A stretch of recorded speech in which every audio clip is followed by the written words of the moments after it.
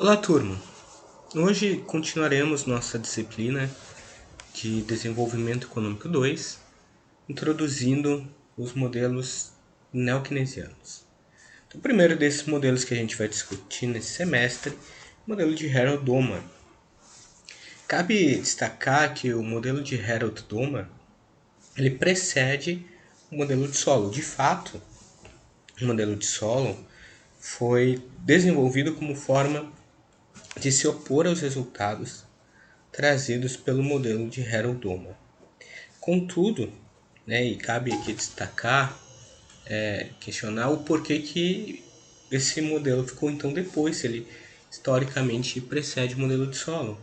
É que o modelo de Harold-Domar depois, embora tenha algumas das suas conclusões sido questionadas pelo modelo de Solow, pois ele prevê uma instabilidade inerente ao sistema, uma impossibilidade de crescimento sustentável no longo prazo, e que nos anos 50 e 60 ele se mostrou equivocado, por isso o modelo de Solow se tornou mais relevante e o substituiu.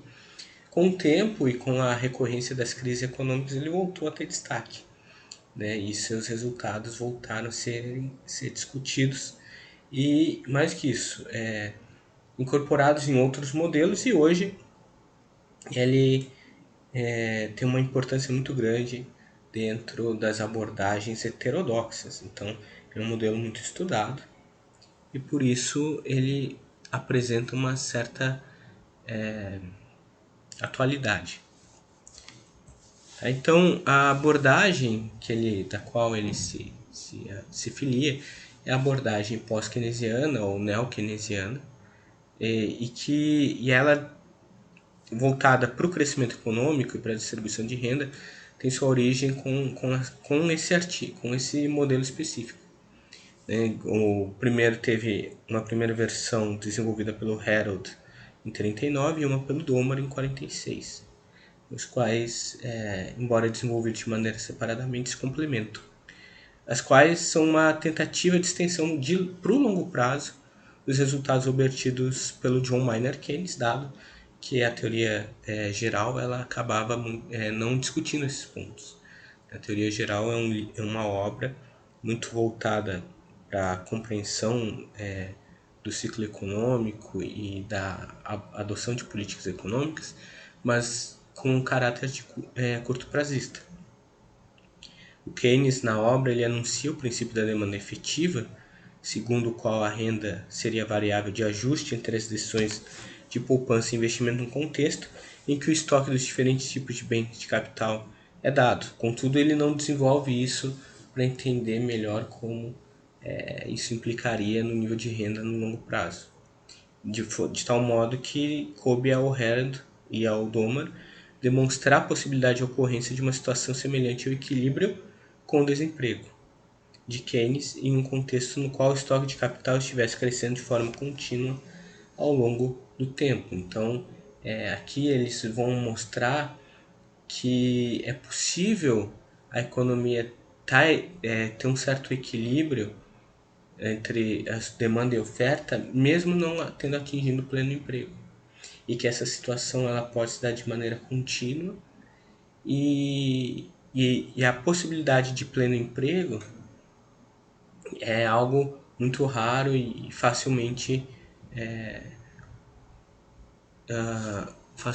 é algo facilmente rompido, né? Então, por esse motivo é necessário a manutenção de políticas econômicas e de atuação do Estado para buscar o pleno emprego, porque ele não é algo que se dá simplesmente pelas forças de mercado. Então, o resultado fundamental do modelo do Harold-Domar é que a obtenção de uma trajetória de crescimento estável com pleno emprego da força de trabalho é possível, mas altamente improvável. Dessa forma, as economias capitalistas elas deverão, via de regra, apresentar um crescimento irregular, alternando períodos de crescimento acelerado com períodos de queda acentuada do nível da atividade econômica e desemprego elevado, ou seja, aqui a previsão da ocorrência inerente de crise ao sistema capitalista. A incompatibilidade desse resultado com a experiência histórica das economias capitalistas desenvolvidas no período de 50 a 73 que é o momento em que a gente tem o que o Hobsbawm chama de era do ouro do capitalismo e que coincide, né, com esse auge do desenvolvimento e do auge do modelo de solo, levou autores pós-keynesianos, como por exemplo Nicholas Caldwell e Luigi Pazinetti, a desenvolver modelos em que a trajetória de crescimento de longo prazo fosse estável e caracterizada pelo pleno emprego da força de trabalho. A característica central do chamado modelo de Herold-Domar de crescimento consiste na determinação de condições necessárias para a manutenção do equilíbrio entre poupança e investimento ao longo do tempo. A análise do Keynes havia mostrado que a manutenção do pleno emprego ou plena utilização da capacidade produtiva exigia que os empresários estivessem dispostos a investir uma magnitude igual ao produto entre a propensão a poupar da sociedade e o nível de renda de pleno emprego, ou seja, o nível de investimento para que a gente tivesse pleno emprego teria que ser igual a S, que representa a propensão a poupar da renda disponível, vezes IF, que é o nível de renda em situação de pleno emprego. Por essa lógica, suponhamos que num determinado instante do tempo, os empresários tenham de fato tomado decisões de investimento no montante dado e que estejam dispostos a manter indefinidamente esse nível de gasto de investimento. Será que em tais condições essa economia irá operar indefinidamente em pleno emprego? Ou seja, será que se os empresários conseguirem realizar um nível de investimento tal que mantém esse nível de renda de investimento e de renda no pleno emprego, será que isso evitaria a instabilidade do sistema? A resposta dada pelos modelos de Herold e Domar é não. Isso por características específicas do investimento. Então eles vão recorrer à ideia de que o investimento ele tem uma dupla natureza.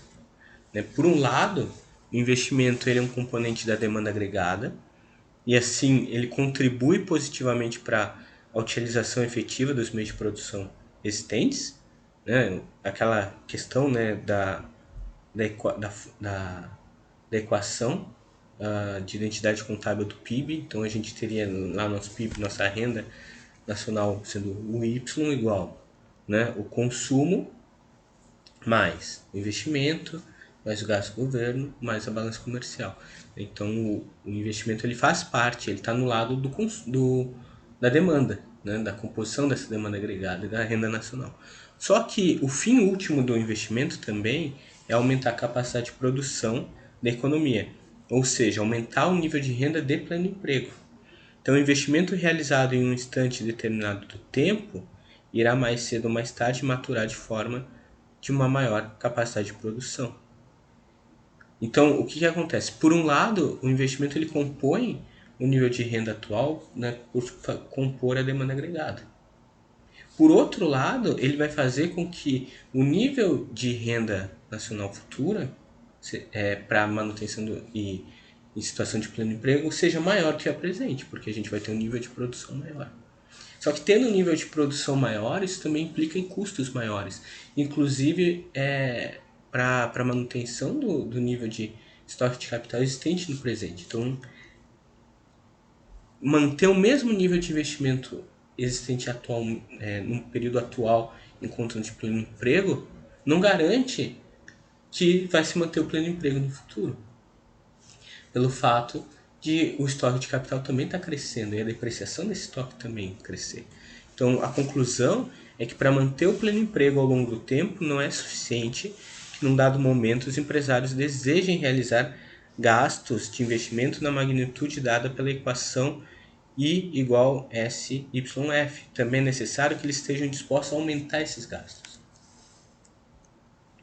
Para demonstrar a validade dessa afirmação, defina-se o θ como sendo igual à produtividade social do investimento, ou seja, o acréscimo do produto potencial da economia que resulta da realização de um determinado volume de investimento. Então temos que o Y chapéu é igual a θ vezes I, que é o nosso investimento. Com base no princípio da demanda efetiva, o nível de renda e de produção de equilíbrio numa economia fechada e sem governo é determinado pelo mecanismo do multiplicador keynesiano, ou seja, a renda nacional é igual a investimento sobre poupança.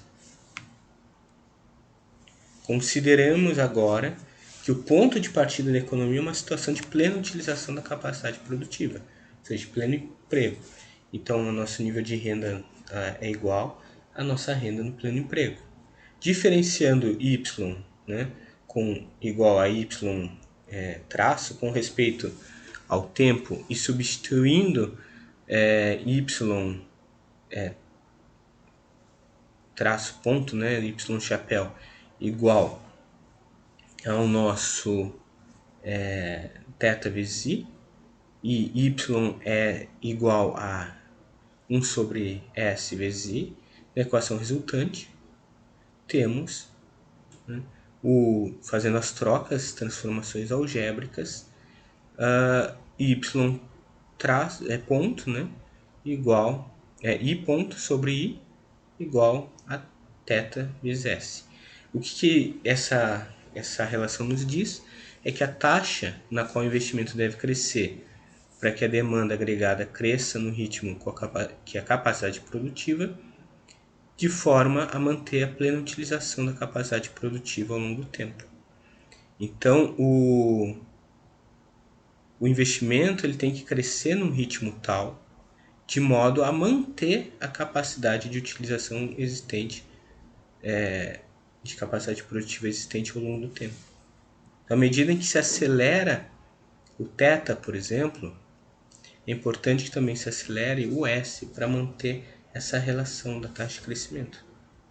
Ou seja, se o investimento estiver crescendo a uma taxa igual ao S, então a demanda agregada criada pelo processo do multiplicador do investimento keynesiano irá acompanhar o crescimento da capacidade produtiva que resulta das decisões de investimento tomadas pelo empresário. Dessa forma, a oferta e a demanda agregada estarão se expandindo exatamente no mesmo ritmo e a plena utilização da capacidade produtiva poderá ser sustentada de maneira indefinida. O modelo de Harrod-Domar não estabelece nenhum mecanismo que garanta o atendimento automático da equação. Ou seja, aquela igualdade ela não necessariamente ocorre.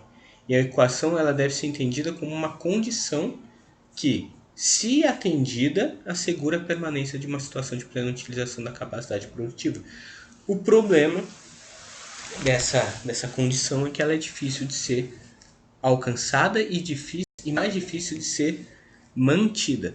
Tá? Então, o que a gente tem? Né? Que essa observação é consequência da própria autonomia da decisão de investimento no âmbito da teoria keynesiana. E esse é um ponto central do modelo do Harrod-Domar, porque para o Harrod-Domar o investimento ele tem a sua compreensão trazida pela teoria do Keynes. Então, enquanto na teoria clássica o investimento está atrelado ao nível de poupança, né, os fundos emprestáveis, na teoria do Keynes o investimento ele tem outro elemento que vai além da poupança. Esse elemento são as expectativas. O investimento é muito expectacional e a relação entre investimento e poupança, na teoria do Keynes, ela é alterada. Então, numa situação presente em que a gente tem sistema financeiro, tem poupança, já tem sistema produtivo, o nível de investimento dos empresários antecede a poupança. Na verdade, o empresário ele investe primeiro e depois de realizar esse investimento, né, e gerar renda é que ele poupa. Então a relação é distinta. E por isso vai ter consequências distintas também. Então vejam que é diferente do modelo de Solow aqui. E uma das características essenciais da teoria keynesiana do investimento é essa autonomia da decisão de investimento em capital fixo com relação a qualquer outra variável econômica. O investimento ele vai depender fundamentalmente das expectativas dos empresários a respeito da rentabilidade do equipamento de capital ao longo da sua vida útil, que é o que o Keynes chama de dos rendimentos, eficiência marginal do capital. Então, para realizar o investimento, lá no capítulo 12 da teoria geral, o Keynes vai dizer, olha, a gente tem determinados retornos financeiros vindos de outros ativos, né? No caso ele usa a relação de ativos financeiros com a taxa de juros. E quando o empresário ele vai investir, ele vai comparar, ele vai pensar, olha, eu tenho esse trade-off aqui, né? Então ou eu invisto em maquinário, em expandir minha produção, ou eu tenho uma certa segurança e compro um ativo financeiro. O que faz com que eu abra mão do ativo financeiro e opte pelo investimento? Não é só o quanto aquele setor está tendo de rentabilidade. Porque às vezes o empresário ele pode estar olhando para um determinado setor que está em baixa, mas ele está esperando que esse setor vai crescer no futuro e vai fazer com que ele tenha um rendimento maior, uma lucratividade maior. Então, a eficiência marginal do capital diz respeito ao quanto o empresário está esperando ter de acréscimo de rentabilidade, né, em comparação a rendimentos financeiros. Então, para ele fazer essa troca. Então, se a expectativa dele for positiva, ele vai investir. Se ele acreditar que o futuro, a rentabilidade da produção vai ser menor, ele vai optar por ativos financeiros. Então, essas expectativas são, em larga medida, independentes da situação prevalecente na economia no momento em que os empresários estão tomando suas decisões de investimento. Isso deve à própria durabilidade longa do equipamento de capital. A viabilidade ou não de um projeto de investimento depende de expectativas a respeito dos lucros que poderão ser obtidos com esse equipamento. Como o ambiente econômico está em contínua mudança, segue-se que os lucros efetivamente obtidos com esse equipamento de capital não só terão pouca relação com as expectativas iniciais, bem como com os lucros obtidos sobre o equipamento de capital existente no momento em que o empresário está decidindo sobre a implementação de um determinado projeto de investimento. As expectativas dos empresários sobre a rentabilidade futura do equipamento de capital dependem fundamentalmente do seu otimismo espontâneo, que o Keynes chama de animal spirit, ou seja, o que leva a ter essa variação do nível de investimento está muito ligado às expectativas dos agentes econômicos, que vai além as expectativas elas não se baseiam necessariamente numa racionalidade substantiva ou num cálculo probabilístico. Então, são difíceis de serem mensuradas e elas podem variar de empresário para empresário. Né? Não é algo que é facilmente captável agregadamente, né? Dentro de um setor. Então, por essa razão, é muito difícil a gente pensar no agregado a possibilidade de ter um nível de investimento tal que mantenha o nível de renda do pleno emprego, por causa dessa questão expectacional. Tá? Uma outra questão relevante é a relação entre plena utilização da capacidade produtiva e pleno emprego da força de trabalho. Será que a utilização da capacidade produtiva ao seu nível máximo ou potencial é suficiente para garantir o pleno emprego da força de trabalho? E no modelo do Solon, né, que usa aquela ideia dos retornos decrescentes dos fatores de produção, mas retornos constantes de escala, a tecnologia admite a possibilidade de substituição entre trabalho e capital no processo produtivo. E nesse contexto, o pleno emprego da força de trabalho implica plena utilização da capacidade produtiva. Agora, no modelo de Solon, a questão vai ser um pouco diferente. Então, se considerarmos uma economia na qual a gente, similar ao modelo de Solon, né? A gente tem um único bem sendo produzido que serve como bem de consumo e bem de capital. A gente tem a poupança planejada, e ela é função linear entre a renda agregada, tal como apresentada pela equação S, que a poupança é igual a S pequeno, S minúsculo, que é a propensão marginal a consumir, vezes Y, que é a renda agregada. A força de trabalho cresce a uma taxa constante e exógena, sendo N, sendo completamente desvinculada de outros componentes do sistema econômico. E a tecnologia de produção é do tipo Leontief, com coeficientes fixos, não havendo a possibilidade de substituição entre capital e trabalho. Tá? Então, essa tecnologia ela pode ser representada por intermédio da seguinte função de produção. Então, Y, né, é igual ao min, né, de minimização, de capital sobre VR, VR que é a relação capital-produto requerida, vírgula, né, L sobre U, que é o requisito unitário de mão de obra. Tá? Então, o VR é a relação capital-produto requerida, que mostra o estoque de capital que é tecnicamente necessário para se produzir uma unidade de produto. U é o requisito unitário de mão de obra e que mostra a quantidade de trabalho que é tecnicamente necessária para produzir uma unidade de produto. Nisso a gente vai ter esse nosso primeiro problema do Harold, que é a desrespeito essa incapacidade de manutenção do pleno emprego. Né? Então, pegando aquela equação, é preciso distinguir primeiro a relação entre capital-produto efetiva, né? Então, a relação capital-produto que de fato ocorre em relação a capital-produto requerida.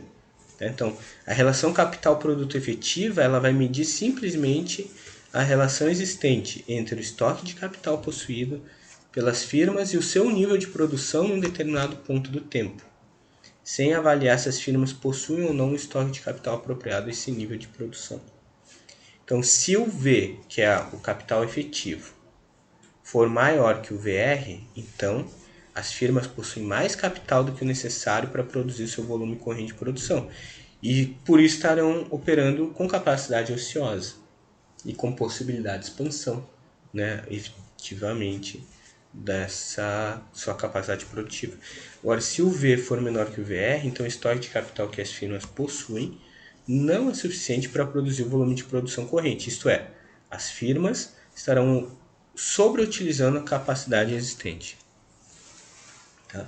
Então, o que a gente tem a partir disso é que o K, né, que aqui é o nosso estoque de capital, ele vai ser igual ao VR, né, a nossa relação capital-produto requerida, vezes a renda. E isso implica uma igualdade entre o nível de investimento. Ela gera investimento. Né? E esse investimento ele vai levar, né, no período futuro, né, vai induzir a um nível de estoque de capital maior, com uma relação capital-produto também maior, o nível de renda nacional também maior. Então, essa equação nos mostra que o investimento desejado pelas firmas é proporcional à variação esperada do nível de produção. Então, se a gente tem, pegando a questão das expectativas, tá? Se os agentes esperam que o nível de produção, o nível de renda vai ser maior no futuro, eles vão realizar um investimento efetivo maior. Se eles esperarem que o nível de renda vai ser menor no futuro, e com isso, né, as compras vão ser menores, né, a demanda pelos produtos vão ser menores, eles vão realizar um nível de investimento menor também. Então, trata-se do chamado princípio de aceleração, com o qual o investimento é induzido pelas variações esperadas do nível de produção. Isso decorre da hipótese de que as firmas investem de forma a ajustar o estoque de capital que elas efetivamente possuem ou o estoque de capital que elas desejam, o qual é determinado pelo nível esperado da produção. Nesse contexto, Se as firmas antecipam um aumento futuro no nível de produção, por exemplo, porque esperam um aumento futuro das vendas, então elas irão aumentar o seu estoque de capital de forma a ajustar sua capacidade produtiva ao volume esperado de vendas. Por outro lado, se elas esperam uma redução futura no nível de produção, então elas irão desinvestir de forma a eliminar sua capacidade ociosa ao longo do tempo. Então, observem que, nesse sentido, a gente pode pensar na forma como o Estado pode atuar, né, para realizar uma ampliação do estoque de capital por esse modelo. Se o Estado quiser estimular um nível de investimento maior, não basta, não precisa ser necessariamente pelo subsídio a novos investimentos, né? Embora isso também tenha um impacto importante na redução dos seus custos. Mas muitas vezes, se a gente estiver numa situação em que as expectativas estão fora do lugar, dar subsídios, dar financiamento não vão levar a um investimento maior.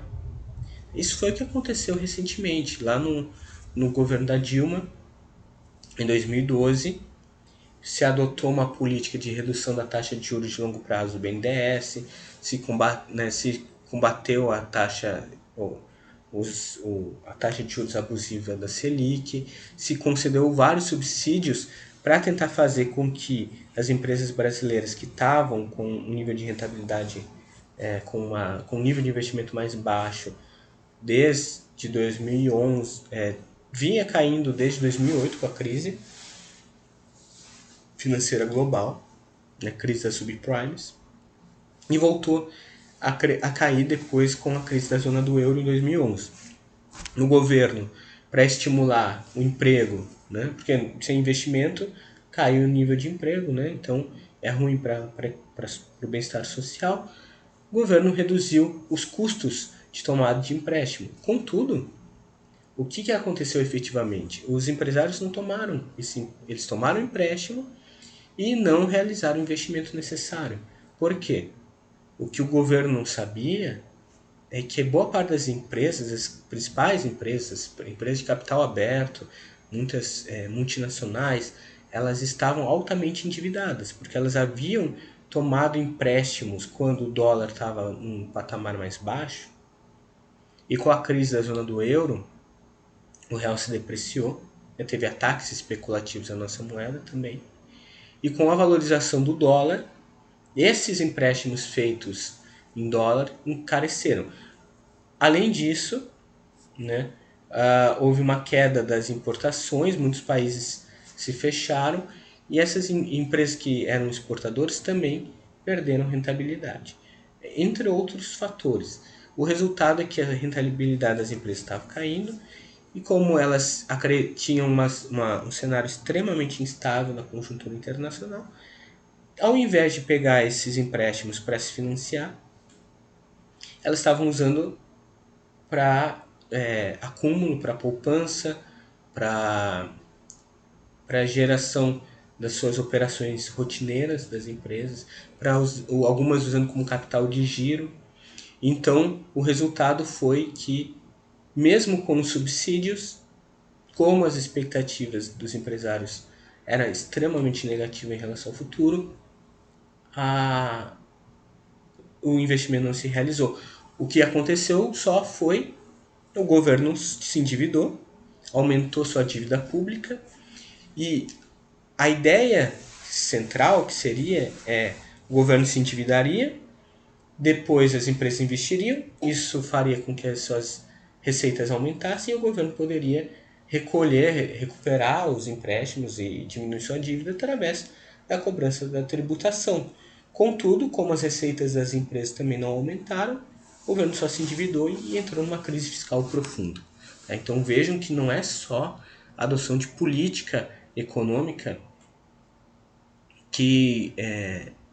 mesmo políticas como essas de subsídios que eram defendidas pelos próprios empresários industriais brasileiros, pela Fiesp, pela Confederação Nacional de Indústrias, não é o suficiente, né? Se a gente estiver num ambiente extremamente instável em relação às expectativas dos empresários.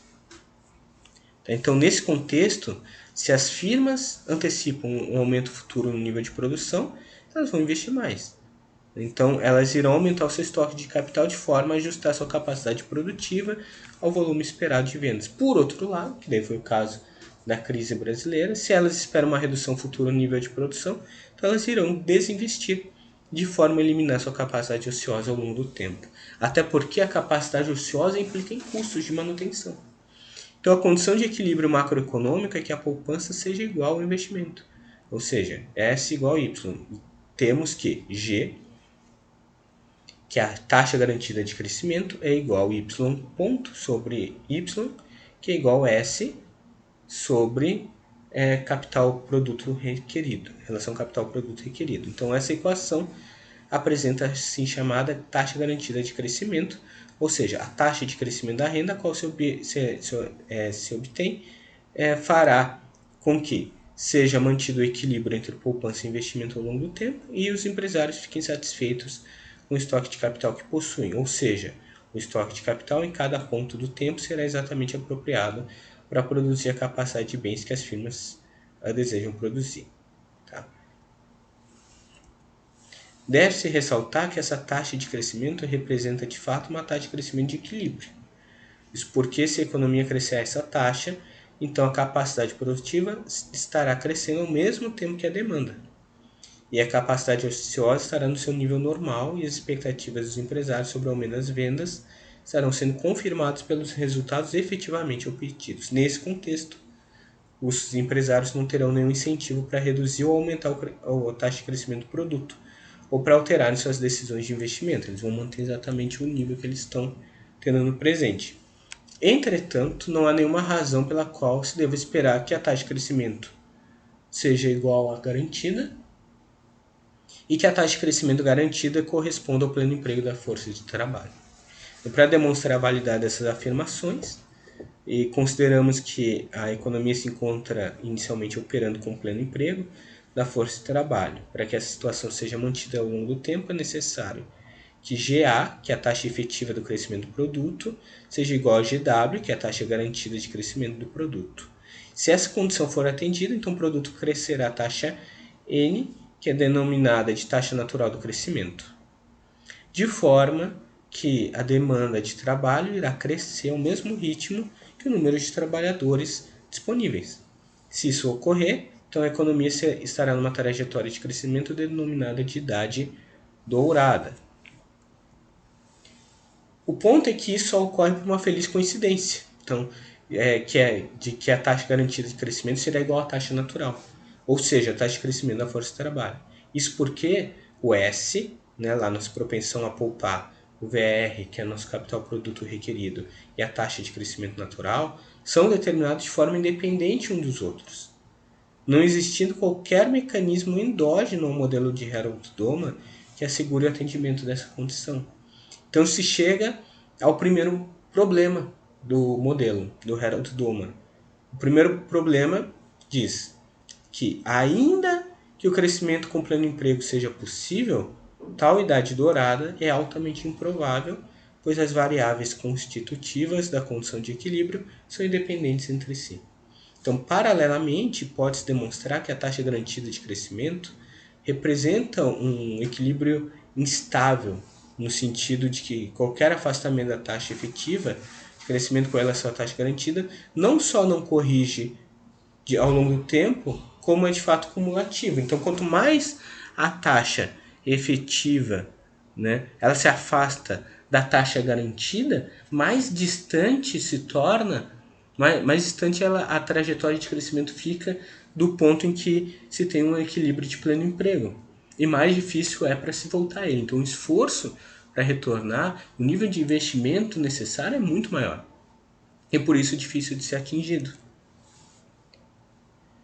Se os empresários, né, pelo modelo, anteciparem uma taxa de crescimento igual à garantida, então eles irão vender exatamente aquilo que haviam esperado vender. Nesse caso, eles não terão nenhuma razão para esperar uma taxa de crescimento diferente para o próximo período. Se por algum motivo os empresários antecipem uma taxa de crescimento diferente da garantida, de modo que, por exemplo, anteciparem uma taxa de crescimento das vendas maior que a garantida, Então, suas decisões de produção e investimento irão resultar num volume de produção e de vendas superior ao esperado originalmente. Dessa forma, os empresários terão subestimado o nível efetivo de produção e de vendas. Tal fato levará os mesmos a acreditar que isso ocorreu devido a uma subestimação da taxa de crescimento das vendas, supondo que as suas expectativas a respeito do nível futuro são formadas no nível futuro de produção, são formadas com base na hipótese das expectativas adaptativas, né? Ou seja, lembrem das expectativas adaptativas que a gente viu lá em economia monetária, né? Trazidas pelo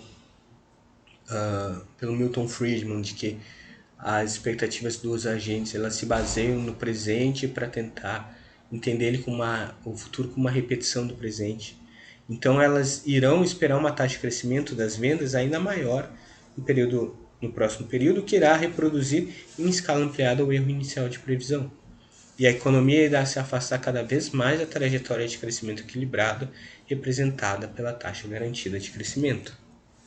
Isto posto, podemos enunciar o assim chamado segundo problema de Harold-Domar, que são os desvios da taxa efetiva de crescimento com relação à taxa garantida não somente não são autocorretivos, como são de fato cumulativos. Então, dessa forma, a taxa garantida de crescimento corresponde ao equilíbrio sob o fio da navalha, pois se a economia se afastar minimamente dessa posição, jamais irá retornar a ela.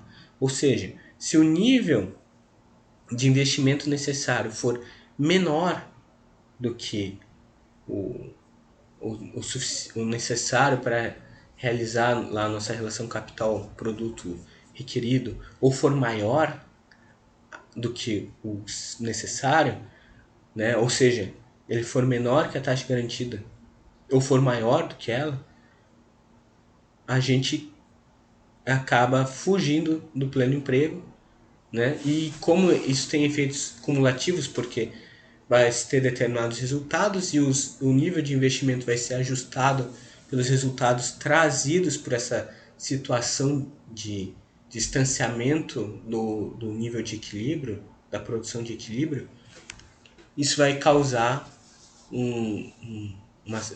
sucessões de decisões baseadas nesse ponto que vão levar a resultados cada vez mais distantes do ponto de equilíbrio da economia e invariavelmente não vão levar ao retorno dele. Então, a possibilidade de manutenção de um equilíbrio de demanda agregada e oferta agregada no modelo de Harold-Domar é quase impossível.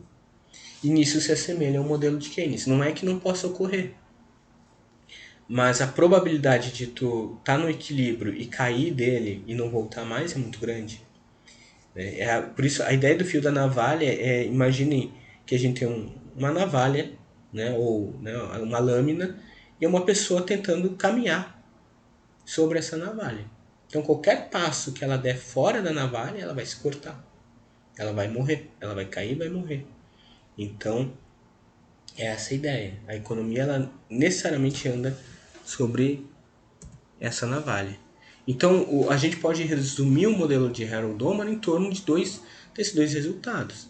Tá? Então, o crescimento equilibrado com o pleno emprego da força de trabalho é possível, mas é improvável. É o nosso primeiro problema. Sendo o resultado de uma feliz coincidência entre os valores dos parâmetros fundamentais S, né, nossa propensão a poupar, VR, que é a relação capital-trabalho requerido, e N, que é a taxa natural de crescimento do trabalho.